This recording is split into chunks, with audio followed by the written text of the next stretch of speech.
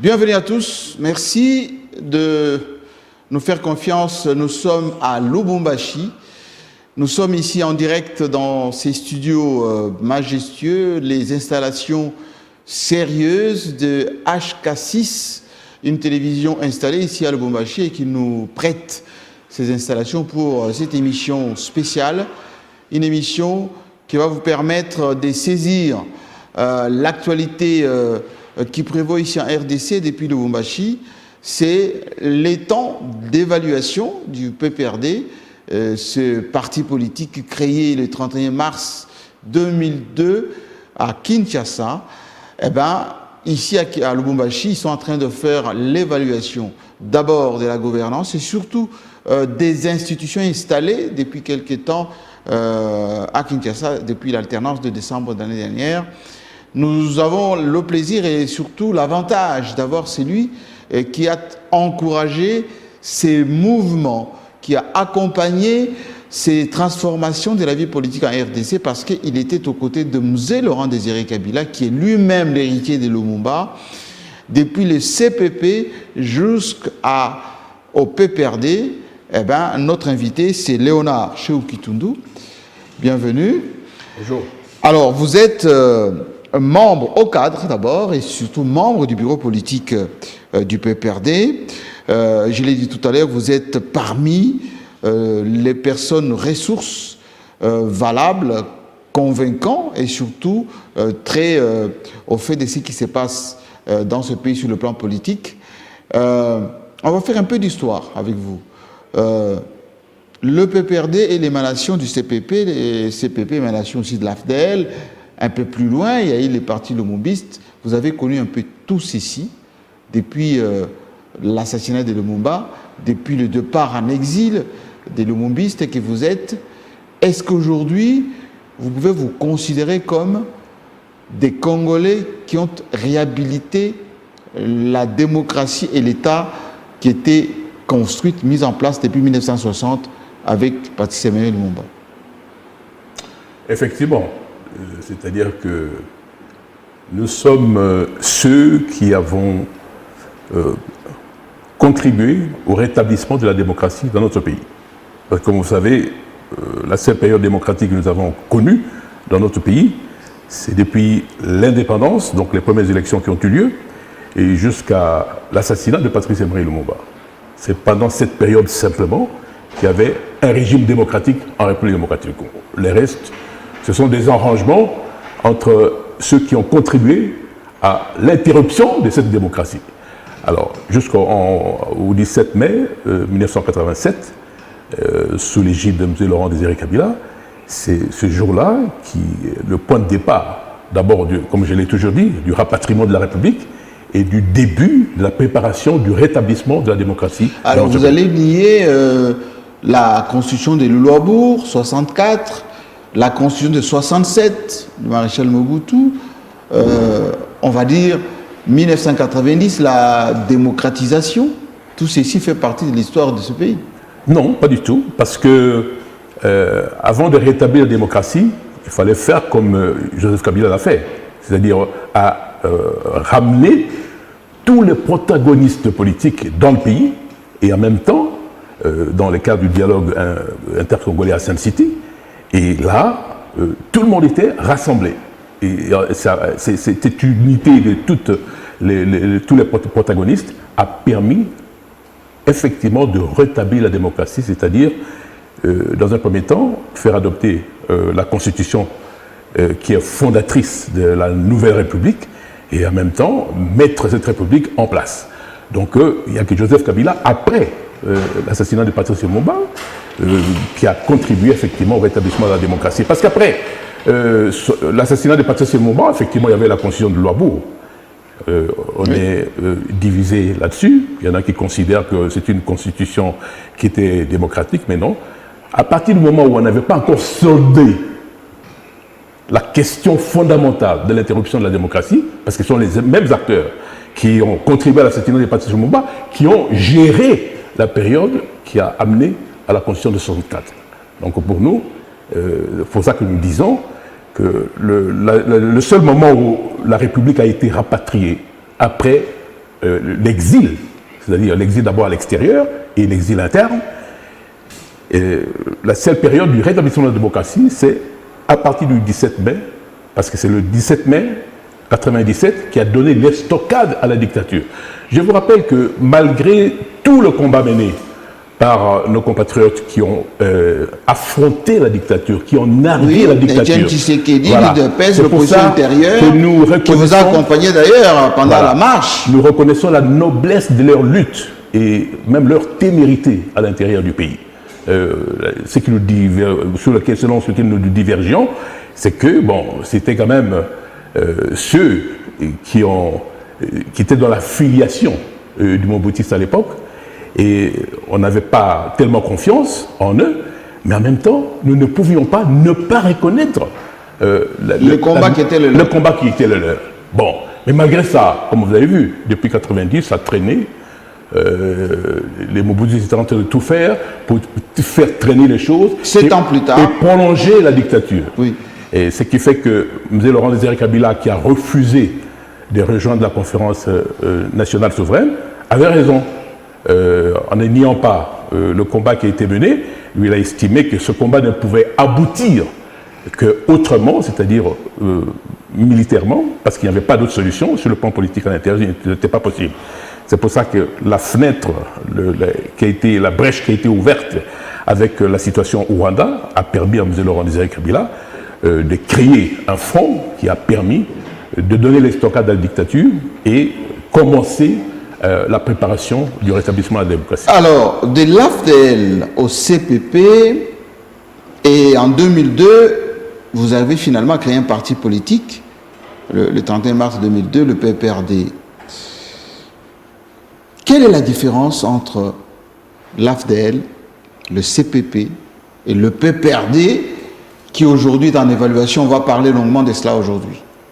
Je crois que l'AFDL, c'était plutôt une alliance militaire, parce que comme on a choisi la lutte armée pour rétablir la démocratie, c'était une alliance militaire, et qui a effectivement abouti au résultat escompté, c'est-à-dire faire tomber la dictature. Maintenant, vous savez, le divorce qu'il y a eu, c'est que nos partenaires, au lieu de se comporter en respectant le contrat qui nous a unis, ils ont voulu se comporter en RDC comme en territoire conquis et remettre en cause le pacte qui nous liait, celui de faire tomber la dictature et de commencer à préparer la démocratie. C'est pour ça que M. Laurent Désiré Kabila avait intimé un délai à tous ses partenaires de quitter le territoire de la République démocratique du Congo. Bon, pendant cette période aussi, il faut bien reconnaître, c'est-à-dire que M. Laurent Désiré Kabila avait suspendu les activités politiques. Oui. Exprès. Ça lui a été reproché. Mais, tout à fait. Mais en même temps, nous disons, il faut suspendre la liberté pour protéger la liberté. C'était ça. Un langage plus clair. Effectivement. C'est-à-dire, à un moment donné, il fallait faire ça. C'était une façon de faire le ménage, voilà. Faire le ménage ou mettre les compteurs à zéro. Tout à fait. Et pour préparer le rétablissement de la démocratie dans de bonnes conditions. Parce qu'au risque que ceux que nous venions de chasser puissent profiter de l'occasion pour reprendre le pouvoir par la force. Donc il fallait d'abord consolider nos forces à l'intérieur, notre implantation dans le pays, avant de préparer les échéances électorales. La différence. Qui allaient permettre. L'AFDL, CPP, voilà. au PPRD. Alors au CPP, justement, pouvoir populaire. Avant de reprendre, de décréter le rétablissement des libertés que nous avions suspendues, nous ne pouvions pas, nous, en étant au pouvoir, créer un parti qui allait commencer à mener les activités alors que les autres partis étaient suspendus. C'est ça. Donc c'est tout à fait normal. C'est pour ça que Kabila avait plutôt une vision holistique, pas création des partis uniques, mais une vision holistique de préparer le rétablissement de la démocratie, c'est-à-dire permettre à tout le peuple congolais de se retrouver dans une structure qui allait préparer la prise de conscience de la nécessité de refonder la démocratie dans notre pays. Ça, c'était le pouvoir rendu au peuple ou c'était le pouvoir populaire? Effectivement, le pouvoir populaire, à peu près, ce que vous avez vu, on a vu par exemple le service national après créé, c'était une structure de sensibilisation de la population dans son ensemble, sans aucune distinction, avant de rétablir les libertés qui ont été suspendues. Alors c'était ça le CPP. Bon, Par la suite, et vous savez très bien, le pays était divisé en 4. On n'avait plus le choix que de commencer à préparer les choses. Les conditions qui ont été posées par nos partenaires à l'extérieur, notamment lors de l'accord de Lusaka, dans le dialogue intercongolais, c'était qu'il fallait nécessairement rétablir les libertés qui étaient suspendues. Alors, pour affronter le rétablissement de la démocratie, et même le rétablissement des libertés qui ont été suspendues, nous qui étions au pouvoir, qui venions de l'opposition et de l'exil, il fallait nécessairement créer un parti politique. Et en ce moment-là, c'était la reconnaissance par le gouvernement de l'époque de s'inscrire dans la démocratie au vrai sens du terme. Mais pour ça, il fallait avoir un parti politique. C'est pour ça qu'on a mis fin au comité du pouvoir populaire pour créer un parti au vrai sens du terme et au sens classique du terme, pour cette fois-ci s'inscrire dans le fonctionnement de la démocratie dans notre pays. Alors, le PPRD, on ne va pas refaire l'histoire et surtout je dirais tout ce que vous avez pu engranger depuis là. Depuis 2002 jusqu'à aujourd'hui, nous sommes en 2019, vous avez quasiment tout eu et vous avez encore tout. Autrement dit, vous avez géré le pays. Il y a eu à un moment donné alliance avec le PALU, alliance avec l'UDEMO. Vous avez ouvert à d'autres partis politiques pour faire l'AMP. Aujourd'hui, vous êtes en alliance avec Cash, avec Tshisekedi et Vital Kamerhe. Pourquoi arrêter cette date d'aujourd'hui, pendant cette période, pour faire l'évaluation? Alors que vous êtes encore en monopole de gouvernement. Vous avez 15 gouverneurs de province, vous avez la majorité au Parlement, vous avez la majorité au Sénat, vous avez quasiment, ce qu'on peut dire, l'impérium du pouvoir. Pourquoi faire l'évaluation? Vous évaluez quoi? Bon, je vous rappelle que le PPRD n'a pas été en mesure de gouverner seul depuis sa création. Et pour quelle raison? C'est particulièrement à cause du système électoral. Le système électoral qui est la proportionnelle ne permet pas à une formation politique seule de gouverner le pays. Il faut composer avec les autres forces. Parce que la proportionnelle crée une dispersion de voix. Alors, c'est pour cette raison que vous remarquerez, après le 1+4, parce qu'à l'époque, pour réunifier le pays, il fallait que tous les belligérants se retrouvent autour de la table. Et la formule que nous avons trouvée avant de élaborer la nouvelle constitution, c'était de se retrouver dans un gouvernement qui rassemblait toutes les factions. Oui. Bon. Alors, après cela, quand nous avions élaboré la constitution qui était adoptée par référendum, c'est la constitution de 2006, maintenant, il fallait aller aux élections pour mettre en place la nouvelle République. Et quand nous sommes allés aux élections avec le système proportionnel, je rappelle que pendant tous les dialogues intercongolais, je crois qu'il y a eu une pression énorme des partenaires, parce que cette constitution, et c'est pour ça qu'à un moment donné, la question de sa révision se pose, parce qu'on a eu énormément de pression de l'extérieur qui ne tenait pas compte. Mais on parlait de la constitution des belligérants aussi. Vous êtes fait des cadeaux, vous avez fait une constitution sur mesure. La constitution a été soumise à référendum, donc la constitution n'est plus la constitution des belligérants, c'était la constitution du peuple congolais dans un contexte très particulier. Bon, mais puisqu'il y avait quand même une certaine pression au niveau des partenaires, qui à l'époque était guidée par l'idée qu'en sortant de la dictature, il fallait créer des conditions pour que nous n'ayons pas des institutions qui puissent permettre le rétablissement de la dictature. C'est à peu près ça. Donc, le seul moyen, c'est de permettre à ce qu'il y ait chaque fois des coalitions entre toutes les forces politiques de la propriété, d'où la proportionnelle. Oui. Bon, mais la proportionnelle montre aujourd'hui ses limites, on reviendra par la suite. Alors, après ça, le premier gouvernement qui a été formé, et vous l'avez rappelé, oui, c'était une coalition avec le PALU. Avec le PALU. Oui. Et voilà, parce que nous, le PPRD... Et du Demo et des Nzanga Mobutu. Et Nzanga Mobutu. Donc là, c'était la première coalition lors de la première législature de la Nouvelle République. Bon, ensuite, il y a eu la deuxième législature, toujours de la Nouvelle République. Là, encore une fois, on s'est retrouvé dans une situation où il fallait composer avec il y a eu les concertations et vous avez ouvert. Et voilà, on a ouvert, et puis d'autres forces nous ont rejoints. Mais ce qu'il faut quand même savoir, c'est que malgré tout ça, le PPRD a toujours été l'épine dorsale de la coalition. Parce qu'on a toujours été majoritaire dans la majorité. D'où ma question maintenant, Voilà. est-ce que vous avez gardé votre idéologie? Absolument. Parce que vous êtes associé avec le Palou, parce que vous êtes des lumumbistes, par Effectivement. définition. Oui. Bon, Zangamobutu, on ne comprenait pas peut-être une alliance de circonstances. Aujourd'hui, vous êtes avec Cash, vous dites que vous êtes des sociodémocrates de gauche. Est-ce que l'idéologie des souverainismes que vous avez toujours proclamé, avec tout ce qui est comme contrainte au niveau international, des équivalents utiliser ces pays, et vous vous êtes toujours en quelque sorte opposé à cela, ça n'a pas été dilué avec toutes ces alliances? Pas du tout. Parce que le Palou, qui était la force principale parmi les forces qui nous ont rejoints de la coalition, Oui. Le Palou lui-même était social-démocrate, Oui. donc se réclamait de la social-démocratie. Donc là, nous partagions la même idéologie sur le plan international, mais en même temps sur le plan interne. Et vous avez rappelé cet aspect de souveraineté. La souveraineté ici, défendre la souveraineté, ce n'est pas que... Ce n'est pas du souverainisme voilà, pur et dur, du radicalisme un peu nombriliste. C'est pas vivre en cercle fermé, non.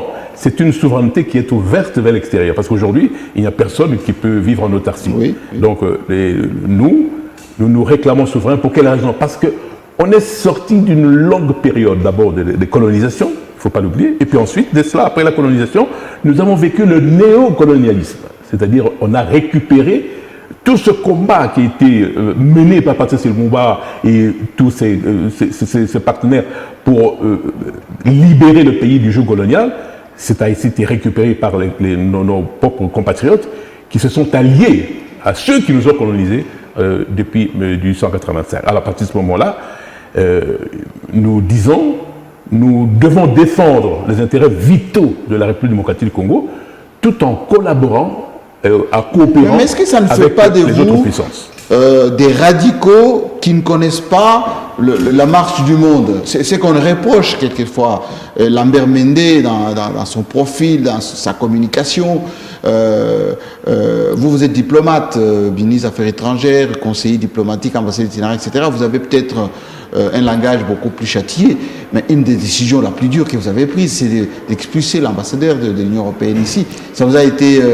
on a constaté que vous vous radicalisez encore davantage. Est-ce que, en faisant votre mea culpa, vous êtes pendant les temps d'évaluation aujourd'hui, est-ce que ce n'est pas cet aspect-là qui vous a fait perdre la présidentielle, par exemple? Non, pas du tout. D'abord, nous n'avons pas expulsé l'ambassadeur de l'Union européenne. Nous avons demandé au Conseil européen de rappeler son ambassadeur. Il y a une différence importante.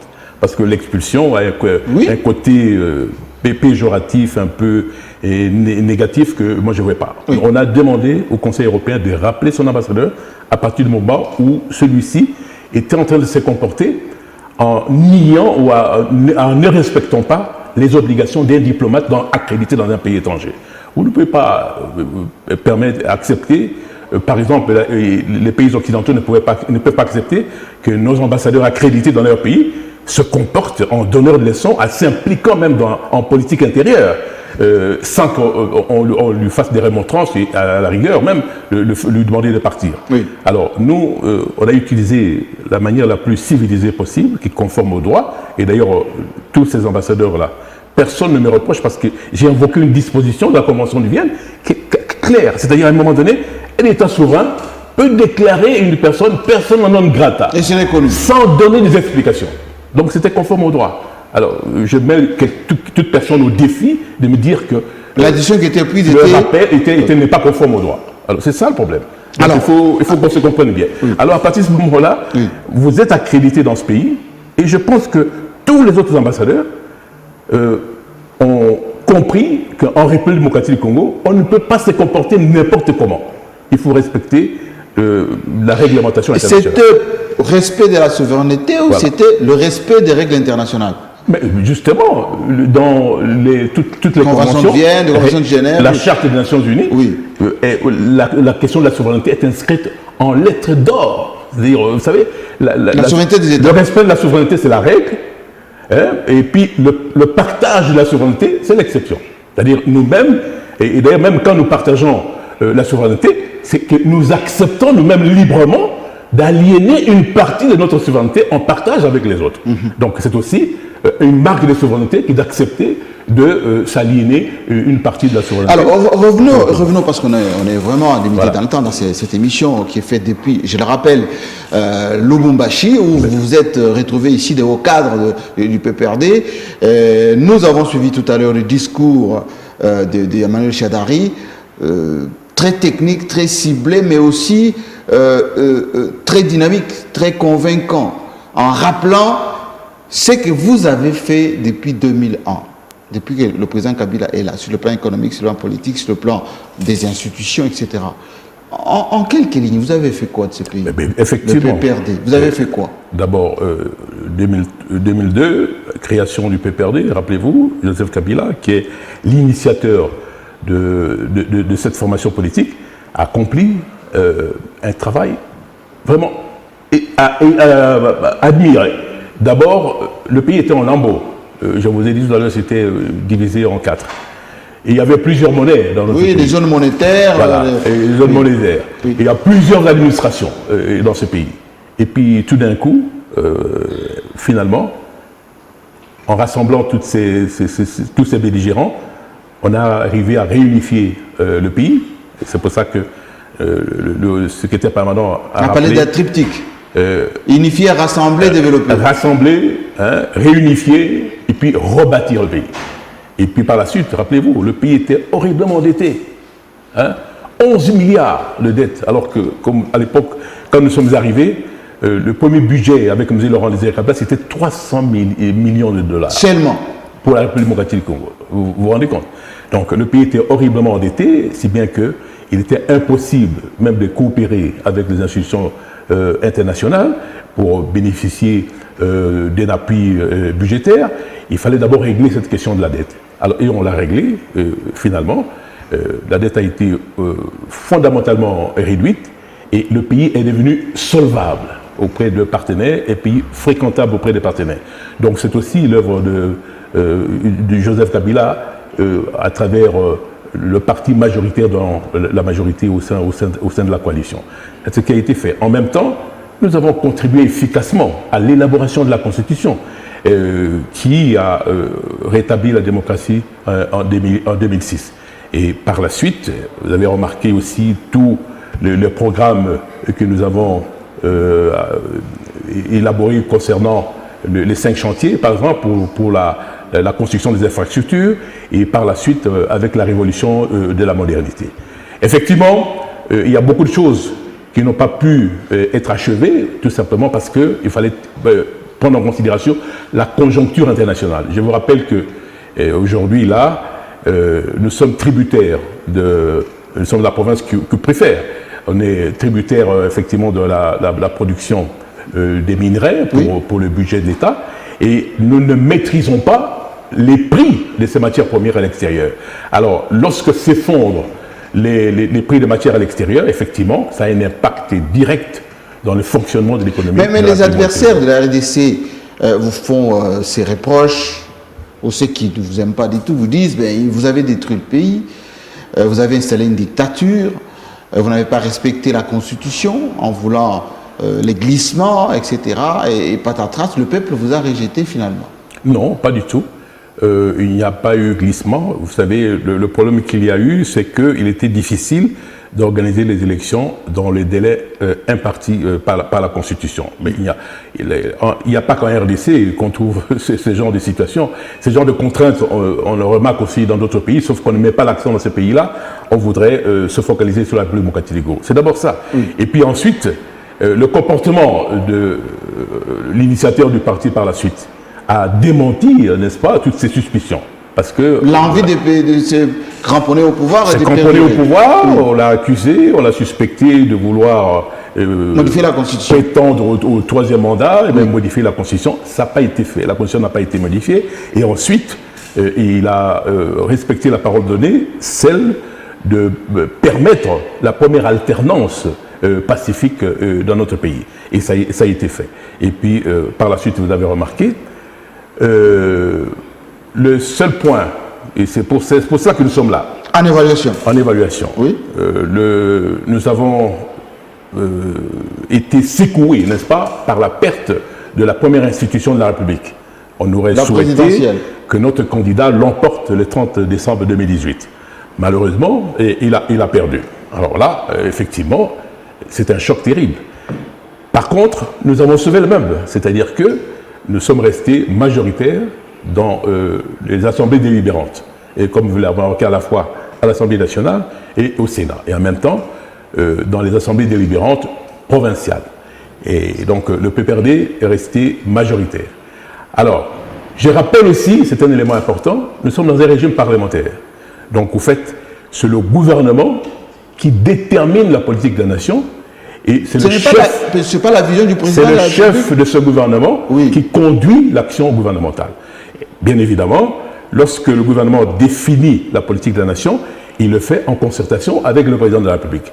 C'est ce qui a été fait et ce programme, le programme qui contient la politique de la nation, a été soumis à l'Assemblée nationale, donc l'organe délibérant. Oui.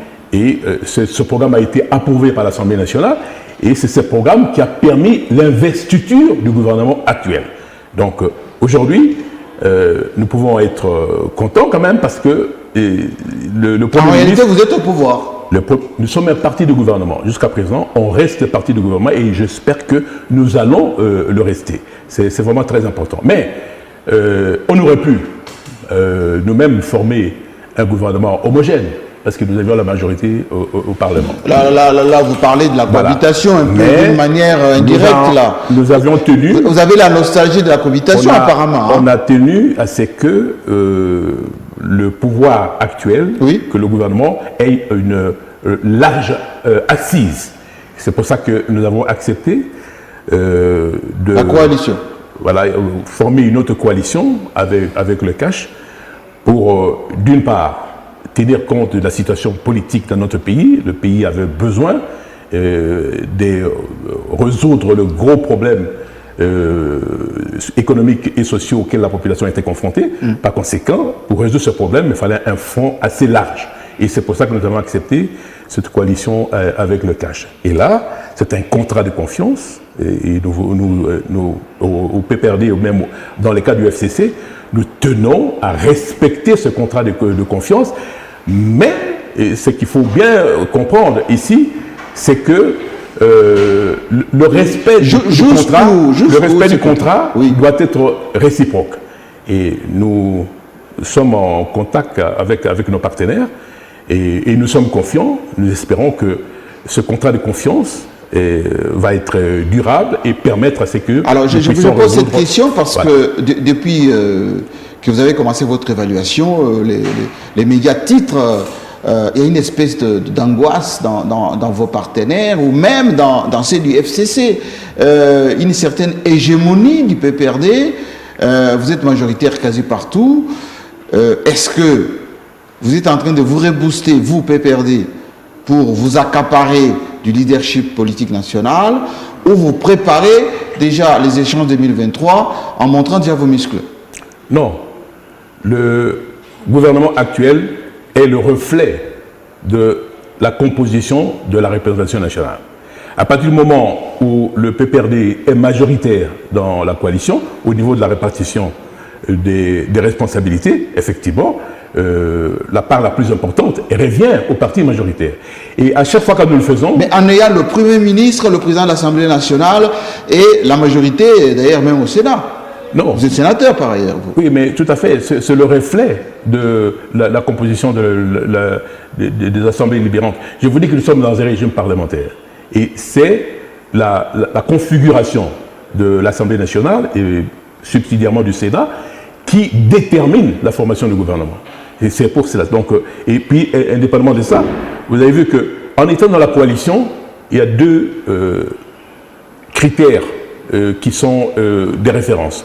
Le premier critère, c'est le rapport de force au sein des assemblées délibérantes. Le second principe, c'est la solidarité. C'est-à-dire que bien que nous soyons plus forts dans les assemblées délibérantes, le poids politique. Nous acceptons de confier certaines responsabilités à notre partenaire, qui est actuellement le CACH. Et c'est pour ça que nous l'avons accepté. Déjà, vous savez, le CACH à la présidence de la République, qui est la première institution du pays, oui. Et par conséquent, en ayant une coalition avec, il fallait à tout prix accepter ce principe de solidarité. Et c'est ça qui guide. Et vous avez vu, personne ne peut contester parce que les critères sont objectifs. Oui, d'accord, mais tout à fait. Il y a eu quand même Bahati au Sénat qui a contesté tout cela. Et l'hégémonie du PPRD, vous êtes en train, par exemple, de vouloir récupérer votre poste au Sud Kivu, du gouverneur. Vous êtes en train de vous imposer au Bas-Congo, etc. Mais ce n'est pas le débat aujourd'hui. Dernière question, chez Okitundu. Vous évaluez en fonction de quoi et vous voulez aller où? 2023, est-ce que vous allez changer la structuration du PPRD? Le leadership, vous avez votre président national, certes, mais au niveau des organes, qu'est-ce que ça va donner sans prédire sur la fin des travaux? Vous avez même vu que l'intitulé de votre émission, c'est le temps des évaluations. Oui. Effectivement, parce que après le 30 décembre 2018, où nous avons perdu la présidence de la République, et bien que nous ayons gagné au niveau du Parlement, il fallait d'abord installer les nouvelles institutions de la République. Ah, donc vous avez attendu toutes les institutions installées pour faire l'évaluation? Tout à fait, parce que, écoutez, pour mettre en place, c'est tout un grand travail.